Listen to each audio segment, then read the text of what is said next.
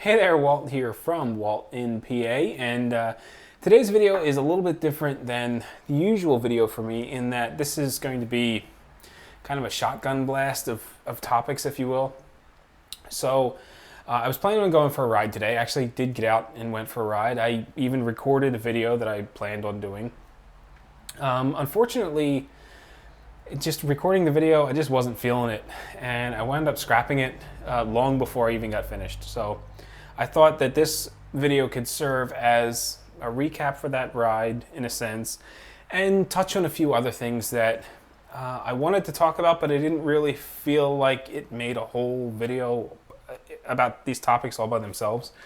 So first topic in this shotgun blast of stuff is analysis paralysis.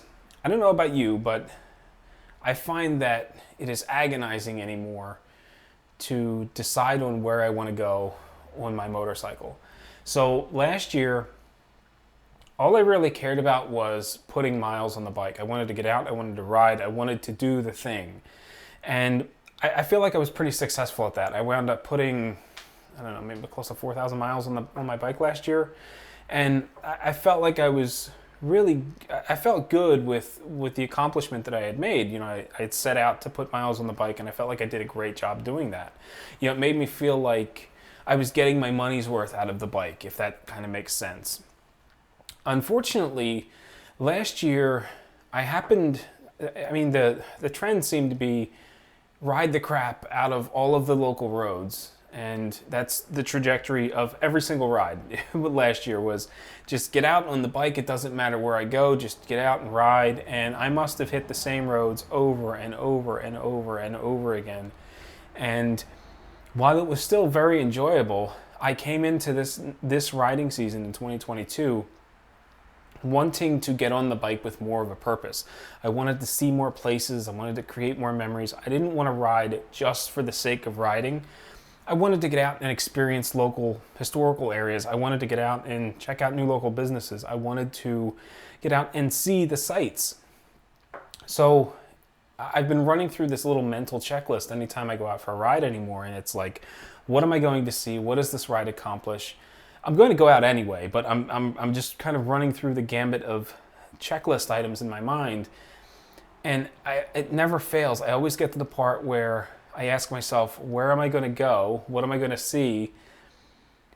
And I just draw a blank. I don't know where to go. I don't know what to see. I wind up pulling out my phone. I go through lists. I have like 100+ things I want to see and do this year. And, you know, I'm just scrolling and scrolling. Like I'm struggling to find that one thing to do.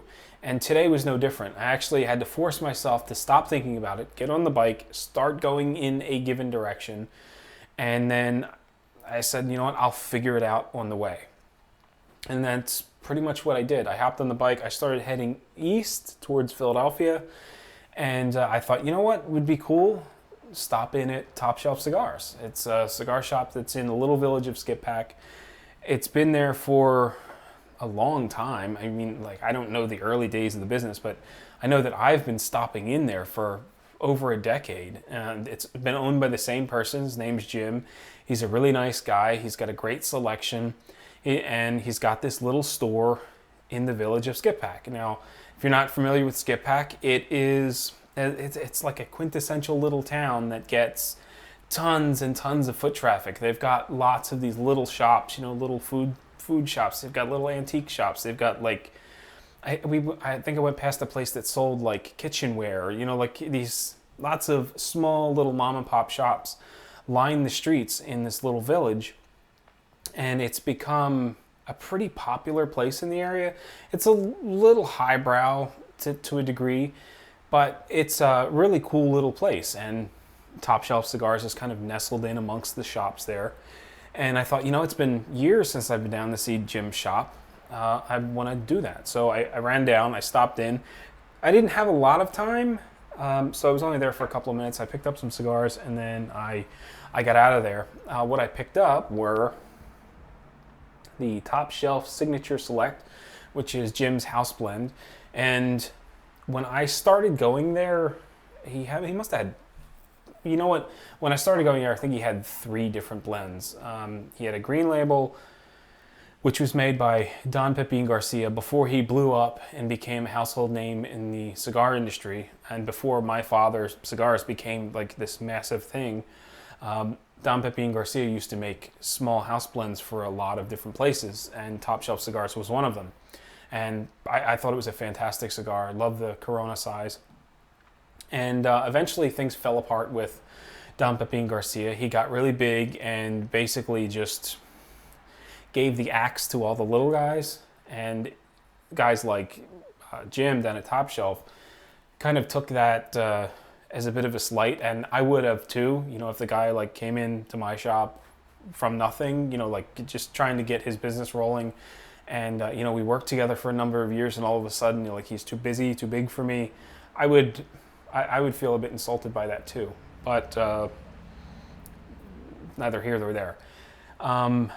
The green label eventually went away. There was a black label, which I thought was really good. It was probably my favorite of the bunch. There was a red label, which was good, and there was a blue label that was good, but it wasn't my favorite. The black was my favorite, probably followed by the red, then the blue. All 3 of those, I believe, were made by Tropical Tobacco, and there's another name for that factory, and I don't remember off the top of my head what it is.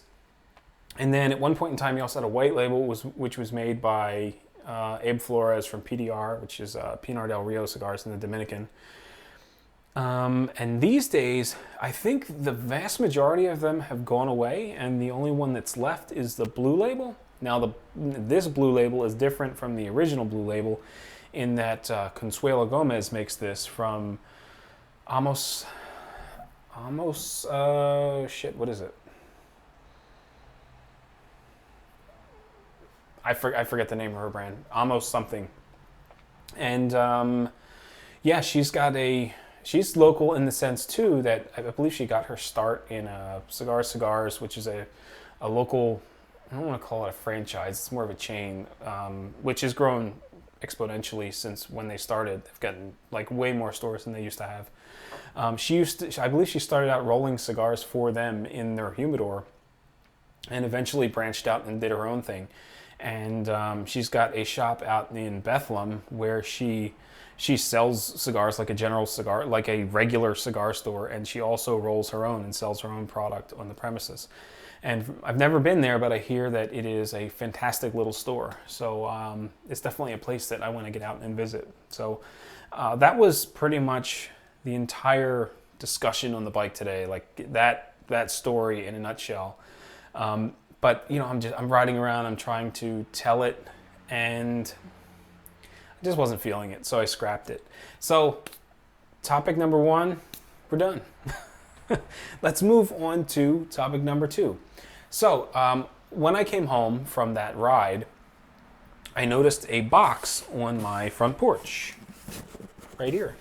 And immediately I knew what it was, and I got super excited because I've been waiting for this for a little while. But before I unveil what it is, I'll give you a hint. If you know that logo, you've probably got a pretty good idea what this is. So let's start. Wow, I'm just kind of glancing up at the timer on this video. This thing is probably going to get long, so bear with me here. So, as you know, last year in October, I put a deposit down on this bike. Actually, it wasn't this bike. It was a 2021 MT-09 SP. And I had made plans to trade in my 2018 Honda CB650F. After 5 months of delays, that initial order that I placed was changed over to a 2022 MT-09. I had waited a grand total of about 5 months by the time I put the deposit down on the bike and when I actually took ownership of the bike. And during that process, while I was waiting on this bike to come in, I was presented with a potential problem, right? So if you've been around with WaltInPA for any length of time, you're probably familiar with my logo. It's a circle, it's got a bike in the middle, it says WaltInPA under it. Well, what you may not have noticed was that the bike in that logo is a Honda CB650F. When I had that logo designed, I literally told the guy, like, this is what I ride, this is the bike that I want in the picture, model the image after the actual bike. And then when I do my end screen, you know, I worked in photos and that animated logo, you know, it's all of the CB650F. So, of course, when I got the MT-09, now I'm thinking, what do I do? Do I keep the same logo? Do I keep the CB650F in there? Hope no one notices? Do I just call it kind of a generic thing and run with it? Because if I change it and I update it to the MT-09, now, let's say 2 years from now, something comes out that I really want and I wind up trading this in, or something happens to it and I can't replace it. Now I'm stuck with a logo that is specific to the bike. So am I going to continually update the logo year after year after year, or, you know, bike after bike after bike? Or do I want something that is a little more broad, less motorcycle specific, something that I can use long term regardless of the direction the channel goes? So I more or less polled the guys in Discord and I said, hey, this is what I'm thinking. I'm thinking about updating the logo because new bike. And at this point in time, they knew long before the general public, because they're in my Discord, that this new bike was coming. And I pretty much laid out the issue with them. Like, what should I do in this position? And the consensus was that I should revamp the logo in a way that would make it less specific and more long-term, so that it wasn't modeled specifically after the MT-09. But the consensus was that we should probably shift away from the CB650F, since I don't own it anymore, unless I wanted it to be kind of an homage to the bike that got me back into motorcycles. So I jumped on Fiverr and I got in touch with the same guy that did my original logo, and I spelled out basically what I was looking for. I had some sample logos that I had seen in his catalog, some stuff that he had done for other people, and basically I went through it and I said, look, I really like this logo, and this logo. I want you to model my logo, my new one, after these, taking these elements and this over here and this over here, and I want to change the color scheme to kind of blue, to like blue and black, to kind of be along the lines of the new bike. And I've never really been a fan of red anyway. My mic just happened to be red, so that's why my logo became red. So I wanted to get into a color scheme that I was into. And I sent them a picture of this bike and I said, look, the objective here is to have a generalized motorcycle on the logo. So I didn't want him to like hear that and think, all right, well, I'll just grab a Harley Davidson and slap that on the logo. It needed to be kind of a naked bike, since that's my thing, is what I've ridden. So I sent them a picture of this bike and I said, look, I want you to use this as the inspiration for the bike in the logo, but I don't want you to get specific. I don't want you to include the gold forks. I don't want you to include the blue accents on the wheels. Like, the color scheme on the tank can be different. Like, all of that it's fine. I want this to be a little more generic. But, you know, naked bike is what I want. This is the kind of the seedling that's going to create the logo, the design for the logo. So I guess after a week, he got back to me with 3 design concepts, and I hated all 3 of them. It's no fault of his own. Basically, that what I gave him in my head, it made a lot of sense. But when I saw it come to life, I didn't like it. It was painful. It looked like a poorly represented image of that bike. It was like someone tried to redraw it, except for they didn't know what they were doing and they picked the wrong colors and they changed the wrong things. It just looked, it was kind of painful to look at the motorcycle rendition of that bike in a more generic form. And there were some other issues I didn't like. So basically we wound up going back and forth a lot. And at one point I just came right out and I said, look, I'm just not happy with any of these concepts. It's not your fault. I think I handcuffed you with the design ideas that I had. And I don't think I'm giving you enough creative freedom to make this thing work. I don't like it. It feels lifeless. I'm not happy with it. I said, so let's scrap the 3 design ideas. Let's not do any further revisions, because the package that I purchased had unlimited revisions. I said, let's kind of go down a different path. Let's scrap the round logo altogether. Like, if you feel like something else would be better, let's go that direction. And, you know, as an example, like, here are some images from the Visit Pennsylvania website. You know, like, the keystone is our thing. We're the Keystone State. So if you wanted to make the logo keystone shaped, like, I'm totally cool with that. If you think that a square logo would look better, like, we can go down that road. Or if you think we're just utilizing the circle wrong, you know, I'm cool with it. But let's kind of open up our options to look at a variety of things. So that was one design idea. Basically, I wanted a covered bridge in the background of the image. It just didn't look good. Because I wanted a 3/4 view of the bike with the bridge in the background, and I thought it would just be kind of cool, but it just wasn't quite working. So what we wound up doing was we took the keystone shape, we made the logo keystone, and then instead of having a bridge in the background, we put the inside of the bridge in the keystone, because I thought that would be a cool idea. So I sent them some pictures of some covered bridges that I had of the inside of the covered bridge. And then, you know, we put the 3/4 view of the 2022 MT-09 right up front. And basically I just told them, look, I realized I told you that I didn't want to go the specific bike route, but I'm not feeling the way this is going. So what I want to do is I want to make it specific to this bike, you know, match the colors. So we have a 2022 MT-09 in front, and then we have the WaltInPA text that matches the previous logo across the bottom. And that's the new logo, so to speak. I've had it for quite a while now. I haven't really been using it. I don't want to change my channel art to utilize it, just because I haven't felt like it's the right time. I'm not a fan of changing things.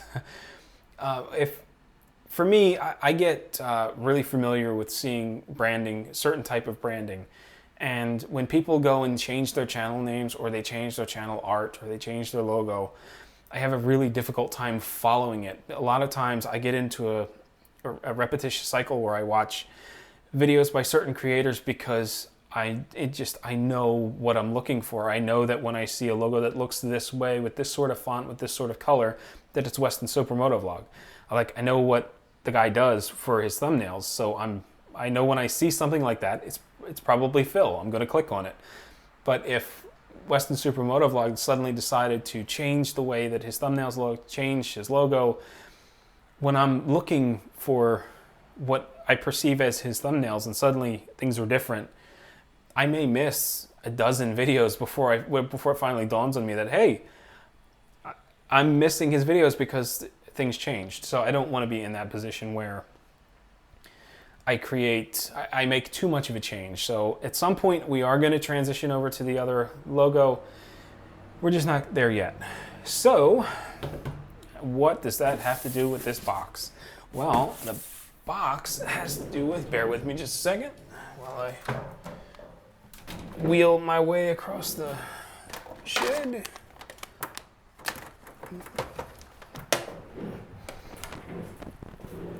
Try to look cool while too fast. Try to look cool while I wheel my way across and slam into the desk, or the table. So anyway, I got the new logo. I actually had a set of stickers made because I thought that having a small batch run of these new sticker designs would be kind of cool. I'm not really sure how many I'll be sending out for sticker swaps. I haven't done much of any sticker swaps lately. I send out 2, Roy's Moto Ventures and the diehard John McLean in Scotland. I sent him some of the new stickers as well. And that was it. I haven't really shared those stickers with anyone else. I'm not quite sure what I'm going to do with them. But I wanted to start utilizing it. And what's in the box, okay. I'm sorry, I actually ordered a custom hat with the new logo. So, I don't know about the rest of you guys, but when I wear a full face helmet and I'm riding for a couple hours and we decide to stop and like eat somewhere, you know, I get off the bike, I pull my helmet off, I go walking into place and my hair's like sticking up in every which way. So I thought it would be kind of cool to get a hat, a custom embroidered hat, so that I can throw it on my head and cover up the helmet head. And this is something I had planned on doing for a while now. I was actually going to use the old logo quite a while back, but I couldn't find anyone to do custom hats at an affordable price. So I was looking at a bunch of different places online, and places like Lids kept coming up where I don't know if they're, I remember them as being the hat shop in the mall where you could, you know, walk in, go up to the little kiosk and have them make you a custom hat. You know, you were going to pay for the hat, you were going to pay for the custom embroidery, you were going to pay for a setup fee, and when you walked out of there, you might drop $75 on a custom hat. I didn't want to spend anywhere near that much money on a custom hat, and I kept seeing these setup fees, and they seem to get really expensive. So I'm scrolling through different options on Google, and suddenly I see the Queensboro website list as an option. And it made me remember a story that a friend of mine was telling me. He owns a cleaning business, Sparkling Facility Services. They do commercial cleaning. And we were talking about logoed shirts one day because I told him I'm picking up some more for my business. And he was telling me about this company that he uses, Queensboro, and they're really affordable pricing. Now, for my company stuff, I use screen printed. A lot of his is embroidered, and he was telling me that Queensboro is fantastic for embroidered clothing. So because it came so highly recommended from him, I decided, well, let me check out what Queensboro has to offer, and then, you know, I'll place an order. Queensboro, if you're not familiar with them, there's actually no invoice. This is just a shipping label. I wanted to see exactly how much I paid for this hat. But if you click on the About Me page or about the company, it's pretty interesting. They tell you that they will not charge you a setup fee. And in a nutshell, their objective is to introduce you to their company without spending an arm and a leg, because they know that new customers only want to order one thing and they shouldn't have to pay these large setup fees. What they want to do is they want to provide you with a product that you are very happy with so that you become a return customer. So, you know, they absorb that setup fee in hopes that you're going to continue to do business with them because they produce a quality product. And so I was really happy to see that there was no setup fee involved. In fact, I don't think I paid shipping either. This hat was like $36 or $37 for custom embroidery. Like, you can't beat that. I think that's fantastic. It's way cheaper than what I was seeing from places like Lids and the other custom hat places. And it fits, and it looks damn good too. So there's item number 2. The logo's been redesigned. I'm still on the fence of when I'm going to use it. New hats are in, or new hat. I'm not selling them. I just bought one for myself. What else do I want to talk about? Talked about the cigar shop visit. I want to talk about the bike, but I'm looking at the timer on this video and it's been super long. But I think I'm going to do it anyway. So anyway, I've got a lavalier mic, so I need to take my phone off the holder here and walk you over to the bike. So hopefully none of the audio gets all janky when I do this. All right, don't mind my little desk there. But this is my 2022 Yamaha MT-09. And you're probably wondering, like, have you done anything to the bike? Well, you may notice that the seat looks a little bit different. I went out and I ordered a comfort saddle, which has a story that I'm not happy with. And before I go putting the company on blast, before I have it resolved, we're just going to leave it at that. There's a problem with this seat. And story for another time. I'm in the process of getting it resolved. That's why I say story for another time. Did the tank grips, which I did a video on. I added a torque mount for a 360 camera down here on my frame slider. So basically I can have this thing kind of sticking off to the side, and it works well for me. I like these Torx mounts better than I like the U-bolts from Ram. So whenever I can use them, I do use them. Install the quad lock. I'm not crazy about the wiring job. I may pull that wire and run it the other way. There's a bunch of stuff on this side of the bike under the seat that I want to, that I was trying to avoid. That's why I came around this side, only I'm not real thrilled with the way it looks. Oh, and I put my ASV levers on. And I'm kind of sort of wishing I would have bought the shorty levers. So it really didn't make any sense for me to record a video on installing the ASV levers, since I used Blockhead's video to install my ASV levers. He did a great job with it, and it just didn't make any sense to do an install video on them.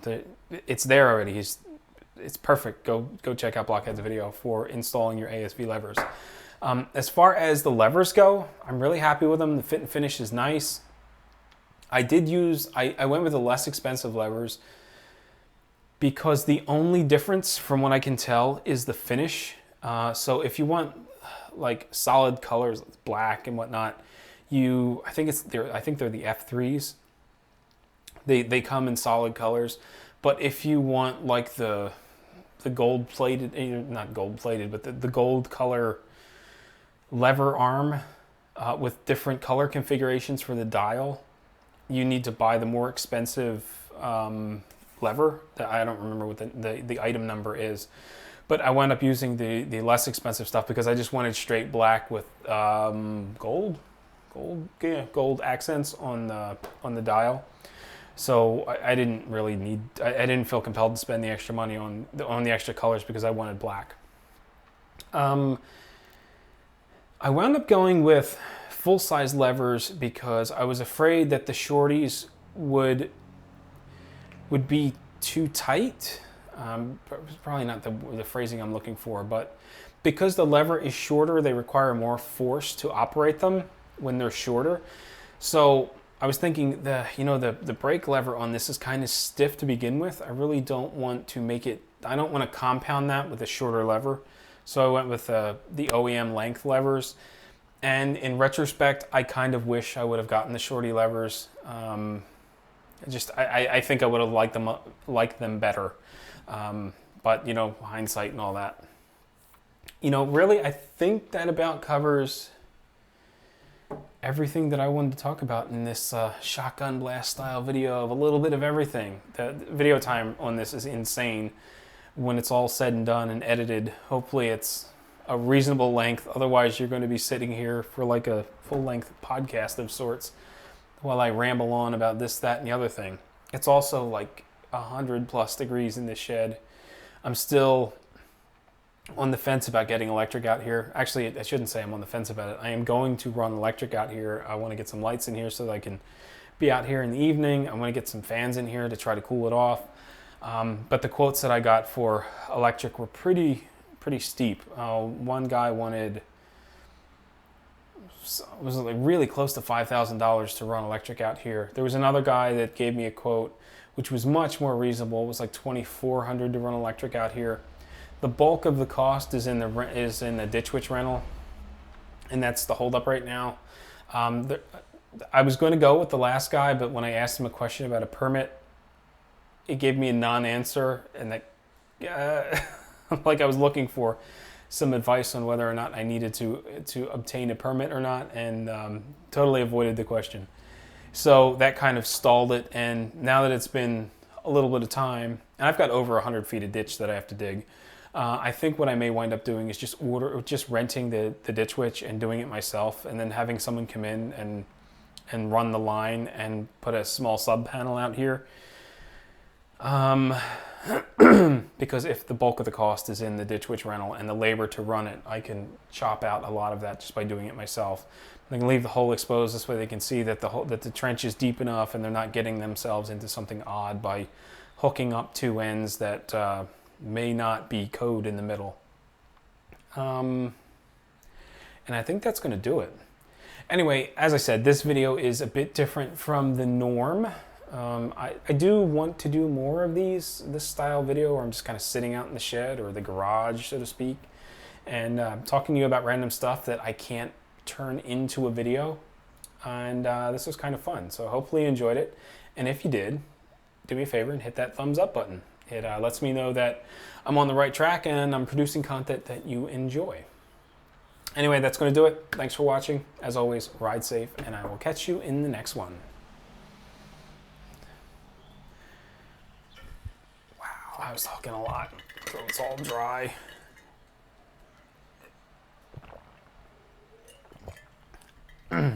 Fortunately, you can't smell what's going on in here. It's so hot, and I'm feeling so sweaty. Like I can smell the funk rolling off me. It's wow. And I was out riding earlier, so I was like bundled up in leather, and yeah, it wasn't good.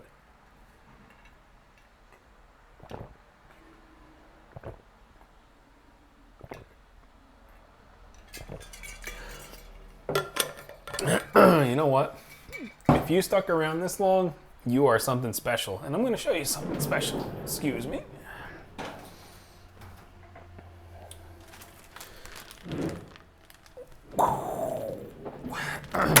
So, as I said, if you stuck around this long, you deserve a little extra something special.